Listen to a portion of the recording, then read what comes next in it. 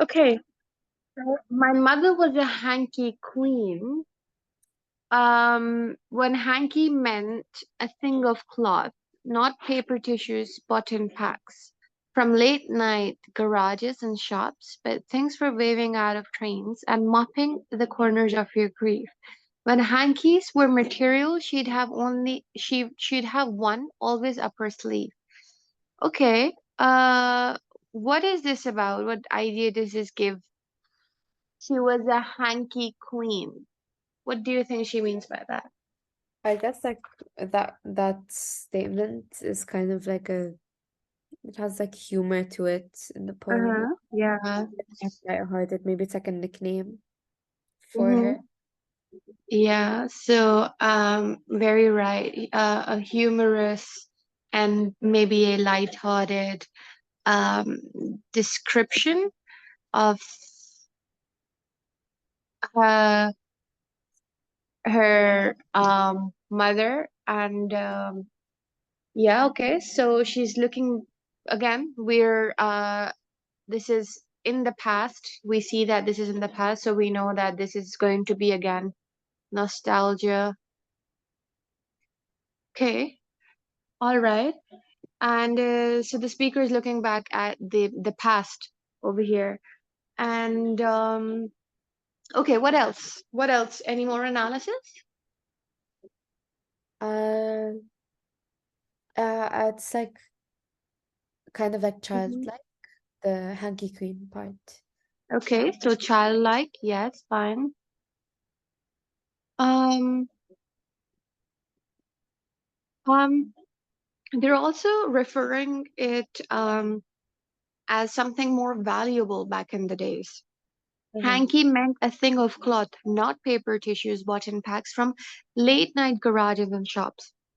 Yeah. So, before back in the time that the time that she's referring to is that was when hanky it meant something rather more valuable, and it wasn't really something that could be bought in cheap stores or in late night garages and shops.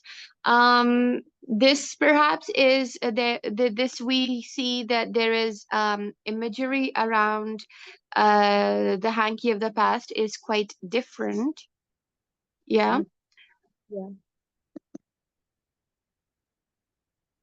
Hanky of the past is quite different. We see that it was something rather more. Let me write this neatly, one sec. So we see imagery. Hankies in the past were valuable.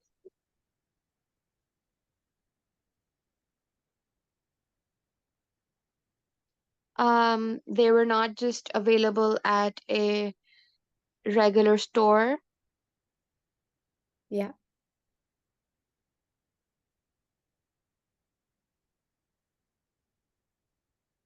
Okay.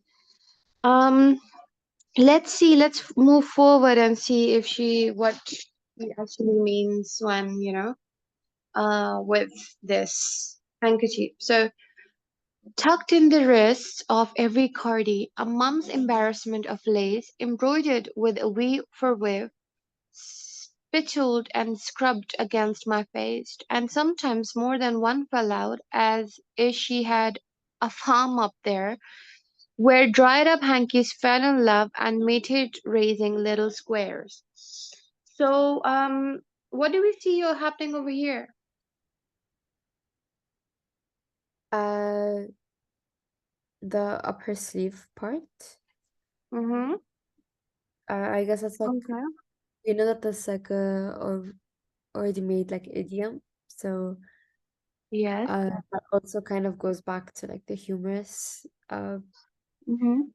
the in the poem, and when she says like, oh, they're like mating with raising little squares, that's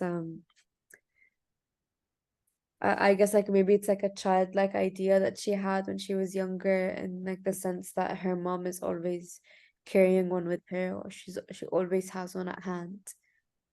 Mm-hmm. Or like Okay. that shows the significance of the handkerchief. Okay. Um, Also the fact that it also shows that she is, because she also talks about how it's spittled and scrubbed against my face. Also talks about how her mother always looked out for her. She always had one ready just in case, always perhaps ready and prepared, and also a symbol that she looked out for her. What is it that you said about the raising little squares? Uh, I said that it's probably like an idea that she had when she was younger. Again, going back to like this childlike innocence, and Mm-hmm. uh, it also like suggests that she's always has one with her, like no matter the situation. Okay. All right. Um, okay. You also may need should over here, if you see there's some exaggeration over here. So we do see that. And then we also see raising little squares. So if we make a connection of this, she is actually trying to say, and yes, it's more of a humorous way again of her saying that it could be as if she had a farm up there and raising little squares, as if it was, these handkerchiefs were having little children, little squares, as in little children up in her sleeve. So this was more of a humorous um approach as well, where she's referring to is as if the handkerchiefs were having children over there, as in they were multiplying in numbers. There was multiple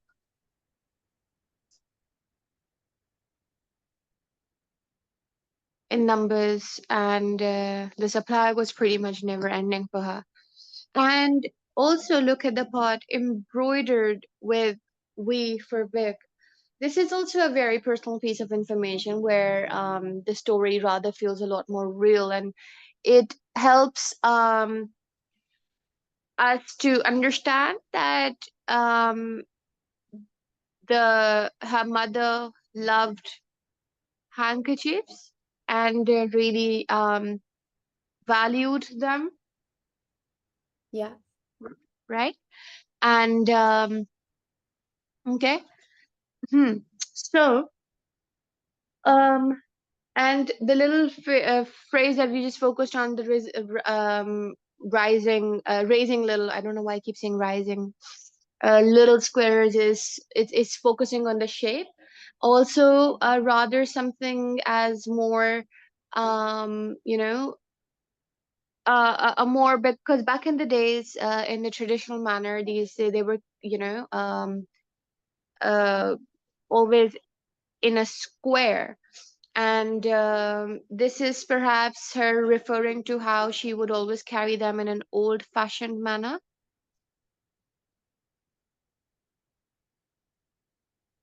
Okay, right? So this particular part is where she is talking about how um, as if the uh, handkerchiefs mated and loved and reproduced more handkerchiefs over there, right? So she bought her own. Any questions on this passage, on this stanza, Mm-hmm. or anything you want to add? Oh, no, no. Okay. Um, she bought her own. I never did. Hankies were presents from distant aunts. Um, in boxed sets with transparent covers, a script initials, spelling fonts. The toughest Christmas gift you'd get, my brothers too, more often than not, got male ones serious and grey and larger like they had more snot. Okay. So what are your analysis of this part of the she's giving a lot more meaning to it now. It's becoming more sentimental and of more value. Yeah. How And so? Yeah. I in this part, she shows a little bit of like perspective. Like, she says she bought her own, I never did. So her mother was the one that mainly had it, and she never Mm-hmm. really saw, I guess, like the point of having one. Which this can show like the generational gap and like the generation Okay, very nice. between the two, and you know, she references like distant aunts. So we like at this point, this is like I think this is the first time we see like other families being mentioned, because I think like Mm-hmm. throughout the poem there is no father present. So Yeah. uh, or there's no mention of a father. So I'm guessing that she was raised by uh only her mother. Mm-hmm. And like when she says my brothers too, they would get more they got male ones, so like serious and gray, and larger ones. So I guess that kind of juxtaposes to how her mom's would look like, you know, like with lace and embroidered uh like letters on it or whatever. So that kind of shows like the differences gender wise as Mm-hmm. well. Absolutely. So some gender, the fact that they were serious and gray, and they got male ones, like they were larger. So gender over here as well. And it also mentions that she got some from her distant aunts as a gift from her aunts. And she didn't, because the fact that she describes them as toughest Christmas gift you'd get, this perhaps shows the word toughest is describing how her aunts have lack of taste, perhaps, like they couldn't think of any better Christmas present. And this shows that she doesn't like them as much as her mother does, or values them as much as her mother does, right? Do you mean like her siblings or No, no, no, no, the hankies, because oh right. she also gets them from her distant aunts on Christmas presents, right? And she described them as the toughest Christmas gift you'd get. So she doesn't really like the Christmas present that she's getting here. uh She describes it as toughest, like they're, totally old-fashioned and they lack style, and it, it also kind of shows that she back in the time she wasn't really eager to perhaps celebrate Christmas as well. yeah. um we can see that in the second half of the stanza, when, like, you talked about her brothers, and uh, she describes how it wasn't just her who got them. So there are some serious and gray ones, um and it is this the fact that she also adds as if like they had more snot. For her, a handkerchief is just a piece of um material, because in her eyes it's just it's just very general piece of cloth that holds no value than just blowing your nose in it. So for in her perspective, so you could perhaps see that as as a child, she do not have much value for this product, for this material. So for her it was just a piece of material, and the fact that for her it's just piece of cloth, not to save or keep, but to, blow your nose, and this is what it's worth. That's what it's worth for her, right? So, in her perspective, perhaps it's more like that. And I'm something that you pointed out, I really liked, which does definitely highlight over here, is the generation gap and how things are more valuable to others than it is for her mother. It's very valuable, but for her it's just a piece of material. Okay. It was Hankey that closed department stores with headscarves, griddles, knitting wools, and trouser presses, homely props. You'd never find today in malls hankies which demanded irons and boiling to be purified, shuttered the doors of family stores when those who used to buy them died. Okay, so what do we see over here? What is she referring to? Uh, when she talks about like the listing here about like the closed department stores with headscarves and so on, she kind of like describes this lost world in a way, because like I'm guessing like these stores began to fade and disappear later on in her life, Okay.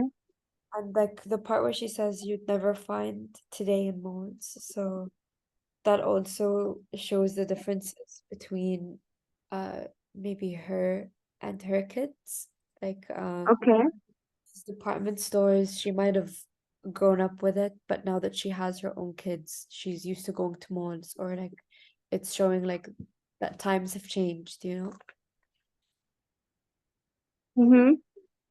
And yeah, so for her more these are not available at these malls and your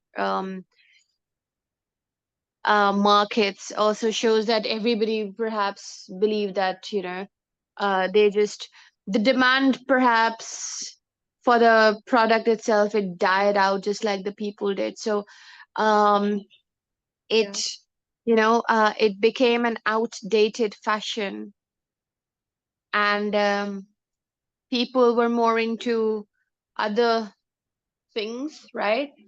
Yeah. um yeah. And I think there is one more stanza. Maybe it was on the other page, I didn't take a screenshot. um Yeah, but yeah, so anything else you want to add in this stanza?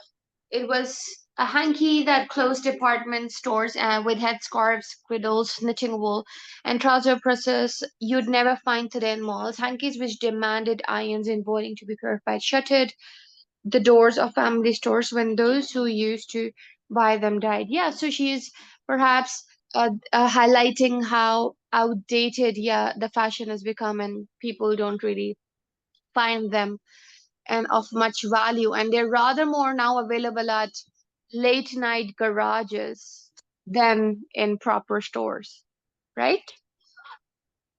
Yeah. So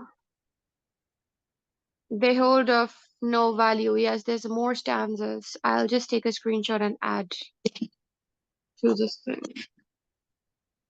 Oh, okay. It's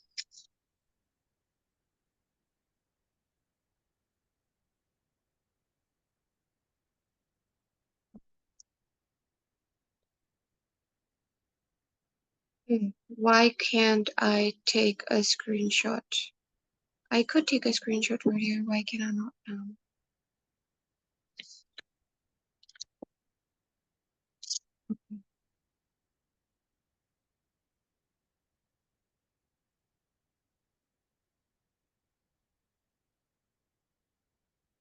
Moving forward, let's go to stanza 5. Stanza 5.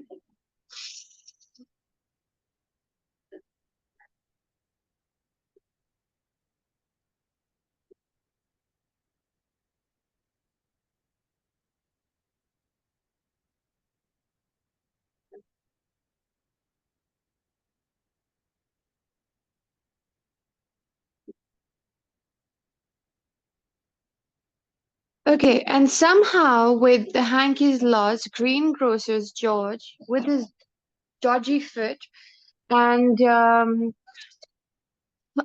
for delivering wedge from comma van is history, and the friendly butcher who would slip and extra sausage in, the fishmonger whose marble slab of haddock smoked the color of yolks, and parceled rows of local crab. Okay, so here she's we see a theme of nostalgia. Yes. Okay, okay. What else? Uh, we get like mentions of other people like the friendly butcher and um who else? Oh, the greengrocer George. So Mm-hmm. I guess in like plot wise, this is probably people that she knew. Like it seems like kind of like a local town thing, you know, like when you'd go into a store, maybe like the person will recognize you and be like, "Oh, I know your order," and then they'd fill it in for you. Um, I guess that also kind of describes another aspect of this lost world again, like that idea. Um, Mm-hmm.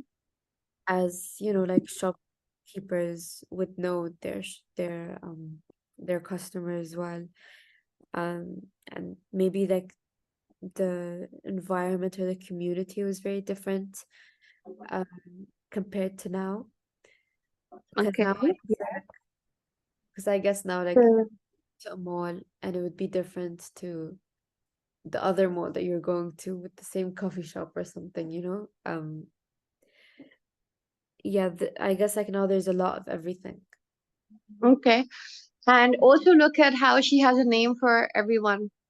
Yeah. Uh, Greengrocer George with his dodgy foot delivering wedge from a comma van, friendly butcher, and also like you said, who would slip an extra sausage. So yes, perhaps she had a relationship and with all of these people. Perhaps this was the town she grew up in, and everybody knew her, and they used to give her favors, and just mean everybody was perhaps nice around her, right? Yeah. So yeah, so when we see the transition over here, we do see that, when in the previous stanza where she talks about how the handkerchiefs are out of date. It focuses on nostalgia. She's looking back on her life, and she's connecting it to her the transitional handkerchief, this was perhaps another element of her childhood that she also looks at from her past. Um,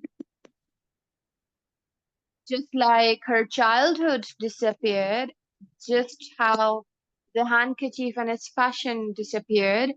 Um, just like that, the Commonwealth history, the friendly butcher. She's just talking about how things have changed, and um, she is perhaps looking back to how everything is just, become past. Yeah. Um, she's all maybe grown up now, right? And she's referring to her personal relationships, like you mentioned, in a small town, perhaps a community which was a lot more friendlier than you would perhaps find and around, right?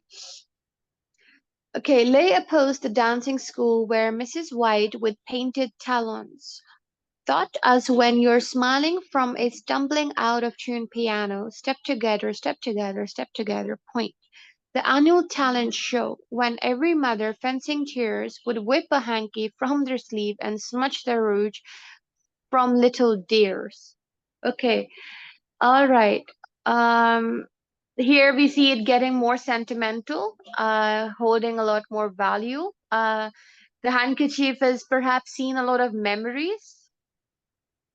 Yeah. Yeah.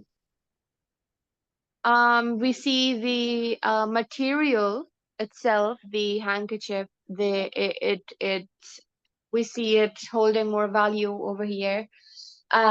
She's thinking about her past again from her school, her annual talent show, and how the handkerchief always was there for them to wipe their tears. And again, the handkerchief becomes, because it's the annual talent show, which perhaps shows that it was traditional, and for mothers to come and see them at the talent show was also traditional, and Yeah. having a handkerchief was also traditional, right? So perhaps making a connection there with the handkerchiefs. Yeah. What do you want to add over here? Um,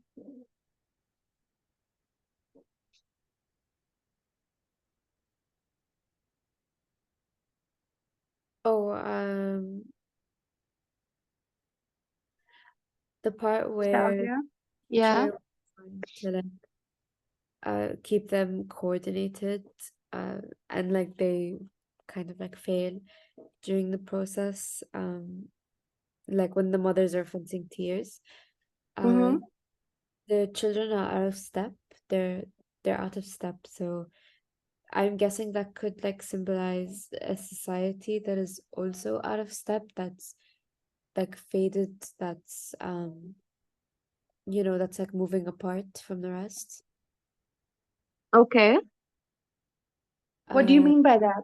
I didn't quite catch that. okay, so the part where here it says, where Mrs. White with painted talons taught us, when you're smiling from a stumbling out of tune piano, step, step, oh, step together, and so on. The dance teacher is kind of like trying to make coordinate movements, and they stumble, and there's an out of tune piano. So I'm guessing that that could symbolize like the lost world, or like the lost society, with two different generations moving apart from each other, um like th- they're not coincided, like one is fading and one is being brought up, if that makes sense. There's Okay. Yes. the words kind of, so I'm guessing that that's what it symbolizes. Okay. Yes. And if we also look at, we can also kind of see that Mrs. White holds a lot of value to her, maybe because she was the one who taught them to smile, right? She taught us when you're smiling from stumbling. So she is also, holds importance in her life. Perhaps the fact that she mentions her with her name in the poem, and maybe someone who taught her to smile. Mhm. Yeah. Is that a Um, Pardon? uh oh, my teacher said that the part where she says, taught us when you're smiling, is that like a reference to a song? Because I think, I mean, I've never heard of the song, but Okay. Let my me see. When you're smiling from by a Michael Bublé. stumble. Is it a song? Oh yeah, by I'm pretty sure it was Frank Sinatra or Louis Armstrong. Okay. Oh, it's a song. Okay. So again, perhaps she was the one who taught them to perhaps to dance to tunes, Yeah. to to have a nice time, to you know coordinate, step together, right? Again, she still holds value to her um in her life. Perhaps that could be the reason why she mentioned her in the poem. Yeah. Moving forward, nostalgia only makes me old. The innocence I want my brood to cling on to like 10 bob notes was killed in TV lassitude, and it was me that turned it on and eat bought biscuits I would bake, and if I'd commit to being home. Okay, so what do we see here again? So we've seen nostalgia going from the last three stanzas, and perhaps a major theme of this poem. Um, she's looking back at her past and looking at how good it was. And in the time she didn't appreciate um, her, the good parts of her lives, I guess. And now she feels old and the innocence is also gone. Yeah. Yeah. Okay. What else? Um, this like stanza kind of shows how she wants to replicate the style of mothering that her own Mm-hmm. mother did. Like this one line where she says, "And it was me that turned it on and eat bought biscuits I would bake if I'd commit to being home." So I guess like this is kind of showing the how the speaker is torn. She wants to kind of like give the same childhood to her children that she had, if that makes sense. Yeah, She yeah, wants to, yeah. yeah. So she wants to do that and um but she can't because I'm guessing like she's working and she doesn't have the she doesn't have the resources or the time to do the same things that her mother did because she has to go Mm-hmm. to work and she can't stay home all the time. So she puts on the TV and she lays out biscuits and so on. So yeah, so I'm guessing like this might be like a sense of maybe guilt that she can't uh raise her children the same way that she wanted that she wanted to. Mm-hmm. I guess it also shows how admirable her mother's style of parenting is. Mm-hmm. Much more. Yes. Yeah. Her mom did. Perhaps we see some remorse, um, some guilt. Um, she is admiring her mom. Um, she also misses her, um, she also feels remorse about how she didn't enjoy much of her childhood. And um she's yeah, so was killed in TV lassitude, and it was me that turned it on and eat bought biscuits I would bake. So yeah, it is draining and it is wearing, and she is trying to she's comparing her own parenting style of her parents and how the very different life her children have than she did. um Definitely, yes. So the focus is on how cannot raise her, so her children have a different life than her. So that's also true, yes. Um, there's never hanky up my sleeve.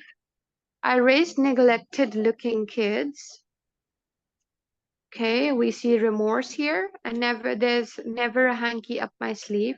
I raised neglected looking kids, the kind of whose noses strangers clean. What awkwardness in me forbids me to keep tissues in bag when handy packs are 50p. I miss material handkerchief. They're soft and hidden history. Okay, now we see her perspective completely change for the material, right? We we also see a rhetorical question here. Yeah. Um where she's asking herself, she's wondering, how does she not buy a packet of 50p tissues to keep in her bag? And and then we also look at the awkwardness is there that prevents her from doing this because she can't figure it out. It's related to her inability and in her mind to give up the idea of keeping handkerchiefs and carrying a packet of tissues with her. So she is kind of stuck in the middle of her tradition and the world moving forward. That is the next second part of the poem, the stanza. But this part is a real, uh, you know, um, focus where she notes that, unlike her youthful days where her mother really looked out for her, she sees herself as a neglectful mother Yeah. versus herself as a neglectful mother. The handkerchief that held no value for her is now making her feel that it's something that she cannot give up. The history, it's difficult for her to give it up, right? And and the fact that she is saying that her children are neglected and then the noses are cleaned by strangers is also a metaphor as to how one would she would she sees herself as a neglected person and how strangers are looking out for her children, right? Anything you want to add to this stanza? Um, no, not really. Okay. Um, moving forward. Okay. But it isn't mine, now let it go. My mother too, eventually, who died not leaving handkerchief but tissues and uncertainty. And she would say, should I complain of the scratchy and disposable, that this is your material to do with, daughter, what you will. Okay. So she's in the final stanza. She speaks of the material again, and then she knows that she eventually has to let go of it, and she talks about how it's something she shouldn't be clinging on to because it's not something for her to cling on to. It's something that belonged to her mother. Yeah, you want to add anything? Um,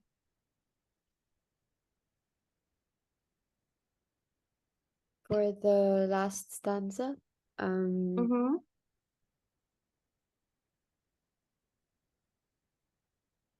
oh, the part where it's like uh italics, um, I guess is that like the part where her mother's voice is talking? So Okay.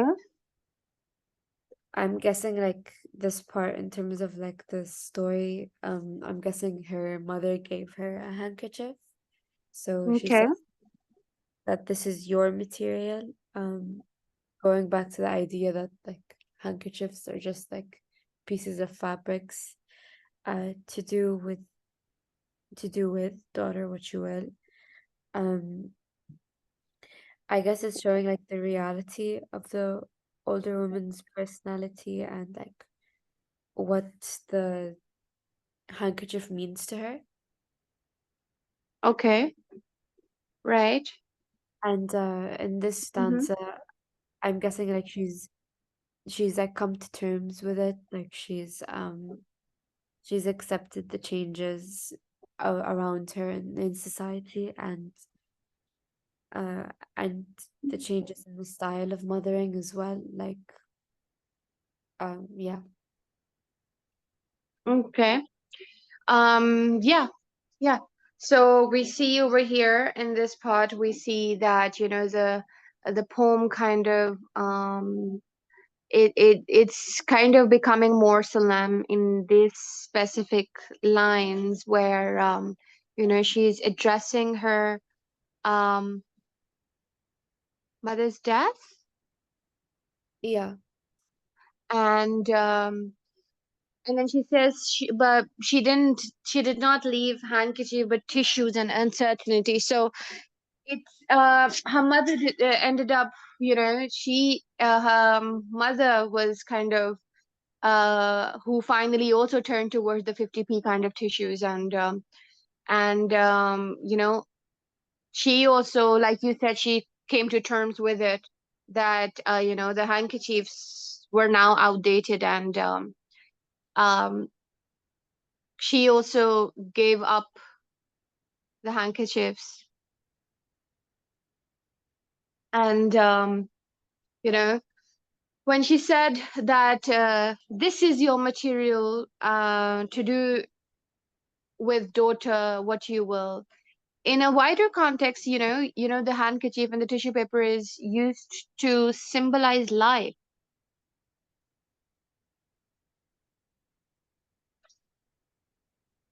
in a way that, when as the choices we have to make when we grow old, and we it kind of represents how one chooses to live, and how we let go of the past.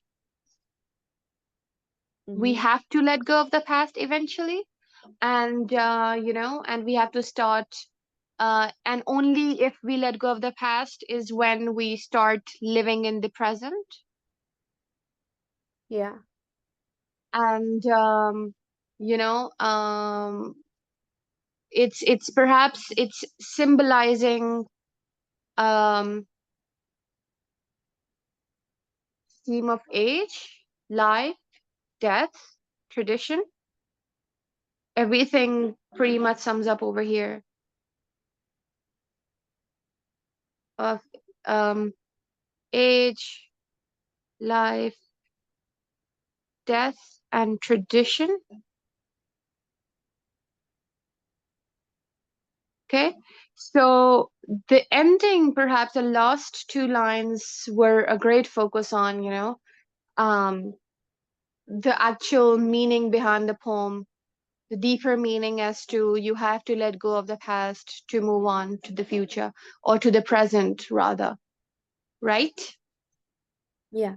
So we see that the theme is more of, nostalgia and loss.